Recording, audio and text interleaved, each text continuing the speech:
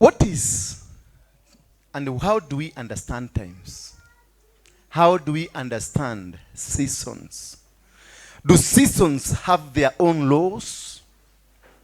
Does time have their own commands, regulations, and laws? How do we miss a chance? Or can a season or times make you lose, miss, or misunderstand the position you are in today? Are you in time or are you on time? Are you within the confinement of the blessings of God, or you are walking outside the confinements of the laws and seasons of God? Some of us are correct people, but in the wrong times. Some of us are incorrect people in the right times.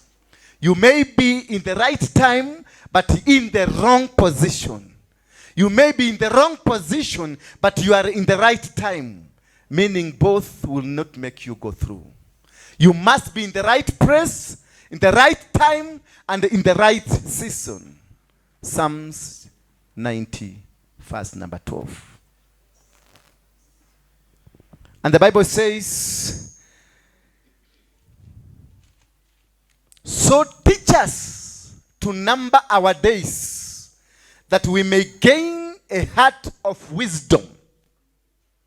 We are asking God to teach us to number, to be able to count our numbers of days.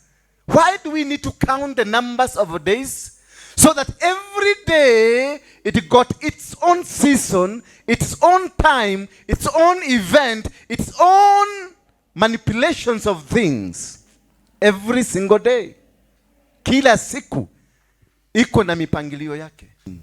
Before being given a mandate, you have to go through a training. You have to be taught. You have to be consecrated. You have to be isolated. You have to be anointed. You cannot be anointed if you have not gone through the class of anointing.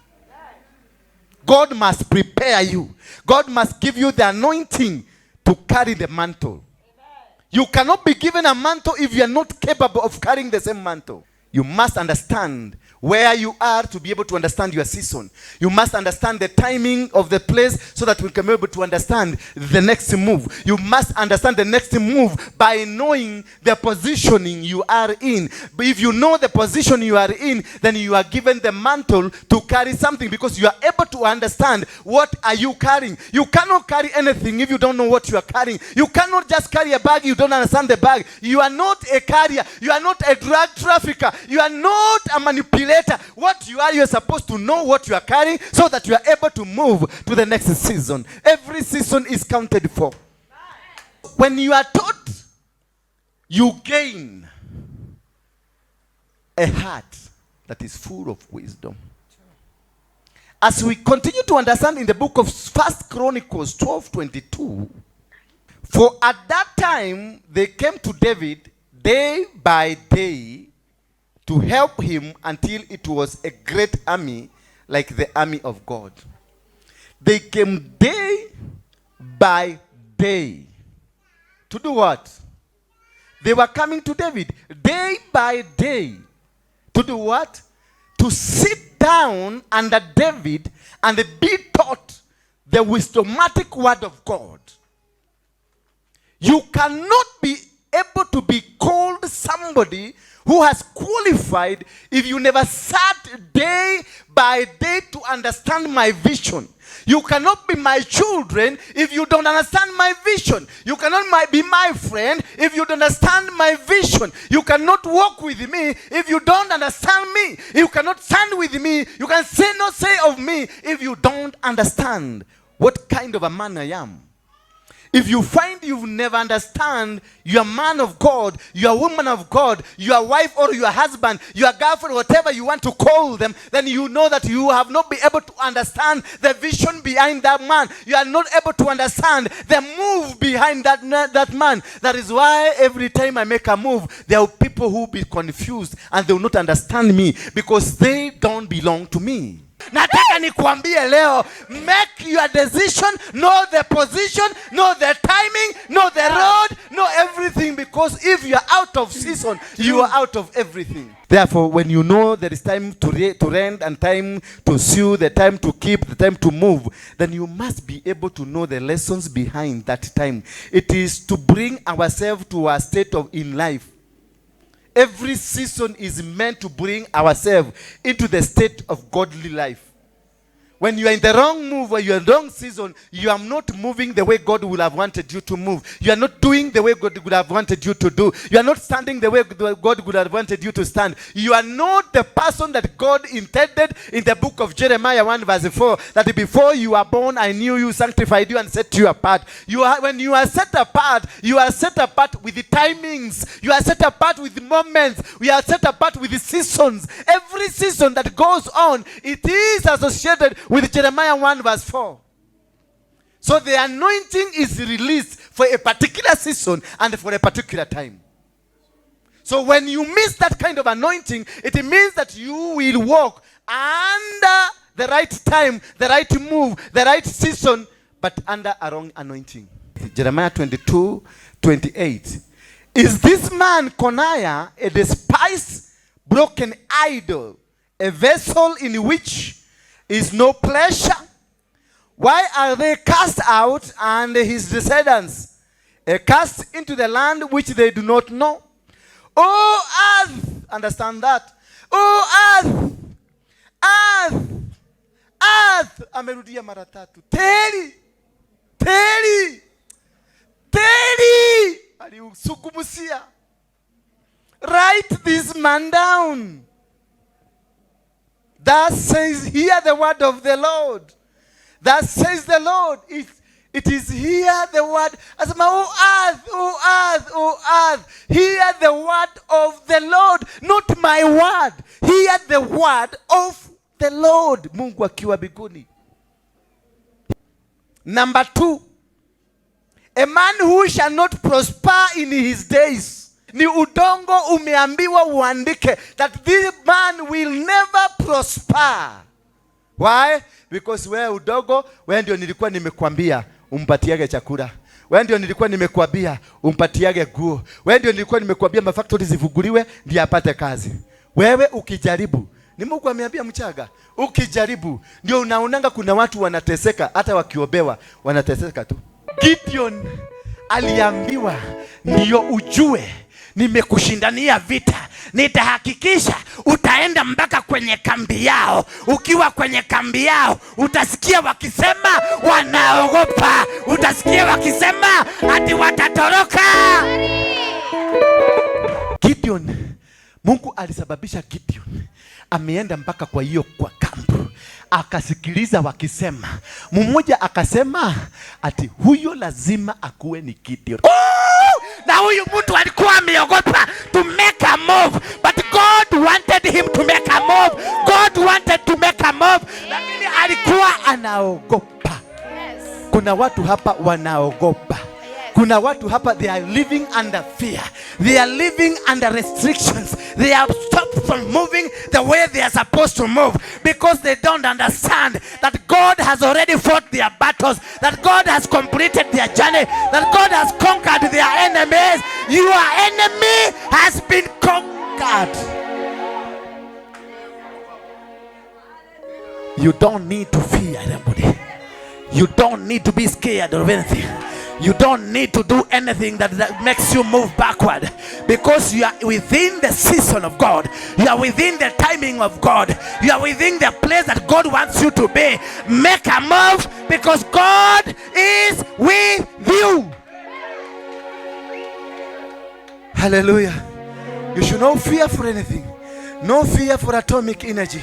No fear for any power. They say, the Bible is telling me, you are in the season of God. You are in the timing of God. You are in the move of God. You should not be worried, because there is no baggage that will stop you. There is no barrier that will stop you. There is no power that will stop you. There is no move that will stop you. When you are in the move of God, you are with God. You are moving with God. You are standing with God. You are walking with God. They will not kill you. I don't know. I don't know if somebody is understanding this. I don't know whether you understand what I'm saying. Because when you are within the season of God, there is nobody can stop you. When you are within the season of God, there is no atomic energy. Yes. There is no power. Yes. There is no authority. There is no pastor. Yes. There is no whatever you call it that there will stop you. Yes. Because the angels of heaven will walk with you. Yes. Will move around with you. Yes. You are going to succeed. Yes. You are going to make it. You are going to move the way God wants you to be.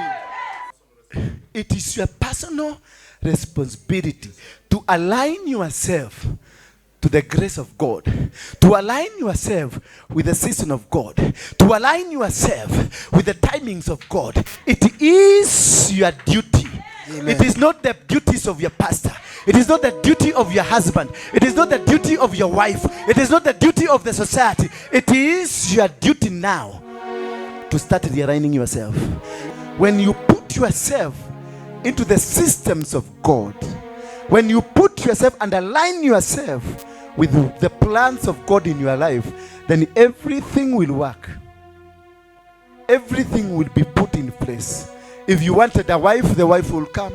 If you wanted a husband, the husband will come. If you wanted a business, the business will come. If you wanted a ministry like this one, it will come. Whatever that you want, as long as you are within the seasons, you are within their timing, and you have yourself, put yourself there. Gideon, the army, the camp of the army did not move to go and look for Gideon. It is Gideon who went to listen and hear what they are saying. Put yourself and align yourself where you are supposed to be, so that the anointing of God can come to break the yoke in your life. Joseph was in the Modrimo of Abraham, and that is the day he started dreaming about 7 cows, about another 7 cows, at the healthy cows and the tiny cows, the ones that will eat the other one, and the other one that will eat other one. That is when the dream started. When God told Abraham, for 400 years, your generation will go to slavery. So God started preparing how they will come out of the slavery and how they will enter. So the person was prepared to make them enter, and the person was prepared to make them come out. Moses was prepared to make them come out of the slavery, and Joseph was prepared to make them enter into the slavery. There are 2 people in your life. There are 2 people in your life. One that will come to your life to make you out of the slavery, and there is one that will come and put you in slavery. And both of them are good, and your relative are the people that you know. Hello? Sijui kama mnaelewa? Are the people that you know. Moses was known to these people, and Joseph was known to his people. And Joseph is the one that took the children of Israel into slavery. How? By them, the brothers selling him. That is how he sold the other families. Hallelujah. It was Tumbo. The brothers, because of envy, they sold his brother. And the brother went through a journey until there was this dream that was prophesied during the days of Abraham, but became to be fulfilled during the days of Joseph. It doesn't matter how long it's going to take. If it was prophesied, it is going to be prophesied. Amen. Then God then created Pharaoh to have a problem that will help the children of Israel to come into slavery. And the problem was the dream. And they made sure that Joseph is prepared to interpret the dreams. And when Joseph was prepared to interpret the dreams, then he was taken to prison. Then another person in prison was prepared to sit in prison to listen to Joseph, so that he can take the same message to the king, so that when the problem comes, there will be a problem solved. Yes. So in your life, people have been arranged. This will come this time, and this will come this time. This will exit as the new one will come in. And all is in the plan of God. Everything that happens to you, it is within the plan of God. Then Joseph was sold a slave. Then Joseph made sure the entire Israelites were taken to Egypt to become slaves. And it was the process of God. It was a process of God, not a demonic process. It was the process of God. And while they were in Egypt, Moses was prepared in a slavery home, because he lived in a king's home. Then he became a slave. Then he came out to bring them out. You must get into a process so that the process can tapika you. Say, from today, I want to be permitted from my slaveliness, from those friends that have been holding me, those friends that have been holding me, those enemies that have been holding me, those challenges that have been holding me. Permit me. There is nothing as bad as teaching people who are not ready to come out of bondages. When the children of Israel, when Moses spoke to them, when they started a journey, they told Moses, were there no graves? Turudishe huko tukakule marege. Because life there was comfort. Life there was good. Na kuna wale walipenda shortcuts. There is a dream that they dreamt over your life. That is a dream that have been eating you. A Pharaoh has to arise in you. A Pharaoh has to rise in you so that he can dream. A Pharaoh has to rise in you to dream. Yes. Then the dream, nobody will be able to interpret it. So a Pharaoh must be there for the dream not to be interpreted by anybody around you. Yes. I don't know whether you are getting me. Those they are not. Yes. A Pharaoh has to come into you to dream a dream that nobody can interpret. So that a Potiphar, a wife of Potiphar, yes, can make sure Joseph is gone to prison. Amen. I don't know whether you're understanding me. Yes. So that Joseph must be sold to meet the wife of Potiphar. Yes, Papa. So that the wife of Potiphar, yes, can go to prison. And somebody must be made somewhere to steal. Amen. To be taken to committee. Yes. To go and listen, yes, to the process of God. Amen. Talk, Baba. Hallelujah. Amen. So when the process of God starts, nothing happens. Everything is interconnected, intertwined. Yeah. Amen. I pray to you tonight, yes, that may the favor of God follow you. Amen. May the favor of God find you. Amen. May the favor of God locate you. Amen. That when he was in prison, yes, people started dreaming. Yeah. May God cause people to dream wherever you go. Yes. May God cause people to start dreaming, yes, wherever you go. Amen. And may God cause them not to be able to interpret a dream until you go, yes, there. Hallelujah. Amen. May God make sure they will not be able to interpret the dream. Yes, until you come. Yes. And then a dream to you will be like, mwah. Amen. You ask him, what did you dream? This and this and this. Oh, this is what will happen. This will happen. This will happen. Simple. Without struggling. Then you ask her, what did you dream? This is what I dreamt. This and this and this is what? This is A. This is B. Go. And then they will bring food to you. Then they will bring protection to you. Then they will sit around you because you are a problem solver. May God make you, yes, a problem solver. Yes. But not a problem. Yes. May God make you, amen, a problem solver. Amen. But not a problem. Yes. In Jesus' name. Amen. Then Joseph became a problem solver, yes, and not the problem. Amen. From there he gained favor, amen, of man and of God. Amen. From today, yes, I want to release, yes, the favor of God and the favor of man, yes, out into your life. Amen. In Jesus' name. Amen.